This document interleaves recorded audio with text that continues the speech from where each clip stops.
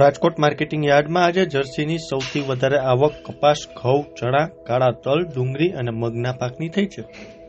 બીજી તરફ શાકભાજી વિભાગમાં સૌથી વધારે આવક ટમેટા અને બટાટાના પાકની થઈ છે. રાજકોટ માર્કેટિંગ યાર્ડમાં ખેડૂતોને પૂરતા પ્રમાણમાં ભાવ મળતા હોવાથી આસપાસના ગામોના ખેડૂતો પોતાનો પાક લઈને રાજકોટ માર્કેટિંગ યાર્ડ આવતા હોય છે. ત્યારે જાણીએ આજે ખેડૂતોને જર્સીના શું ભાવ મળ્યા હતા.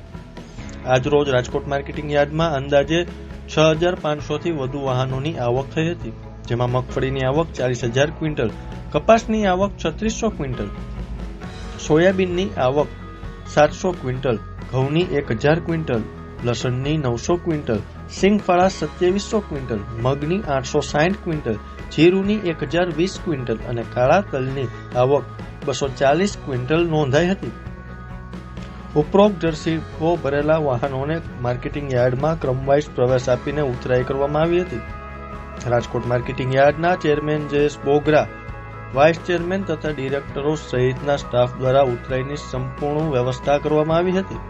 ભાવની વાત કરવામાં આવે તો જાડી મગફળીનો ભાવ 1,015 થી 1,400 રૂપિયા, ઝીણી મગફળીનો ભાવ 1,000 થી 1,380, કપાસનો ભાવ 1,305 થી 1,545 મણ, સોયાબીનનો ભાવ 825 થી 905 રૂપિયા, ઘઉંના ભાવ 501 થી 580 રૂપિયા, ચણાના ભાવ 940 થી 1,500 રૂપિયા, લસણનો ભાવ 1,140 થી 2,190 રૂપિયા, સિંગફાળાનો ભાવ 920 થી 1,550 રૂપિયા, મગનો ભાવ 1,100 થી 1,880 રૂપિયા, જીરુનો 3500 થી 3,634 રૂપિયા અને કાળા તલનો ભાવ 3,470 થી 5,124 રૂપિયા એક મણના બોલાયા હતા.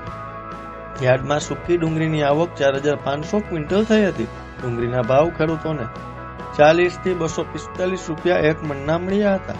યાર્ડમાં બટેકાની આવક 3,400 ક્વિન્ટલ થઈ હતી. બટેકાના ભાવ ખેડૂતોને 127 થી 490 રૂપિયા મળ્યા હતા. જ્યારે ટમેટાની આવક 1,106 ક્વિન્ટલ થઈ હતી. ટમેટાના ભાવ 880 થી 1,013 રૂપિયા એક મણના ખેડૂતોને મળ્યા હતા. રાજકોટ માર્કેટિંગ યાર્ડમાં ખેડૂતોને પૂરતા પ્રમાણમાં ભાવ મળતા હોવાથી માત્ર રાજકોટના જ નહીં પણ રાજકોટ આસપાસના ગામો અને શહેરોમાંથી ખેડૂતો પોતાનો માલ વેચવા માટે આવે છે.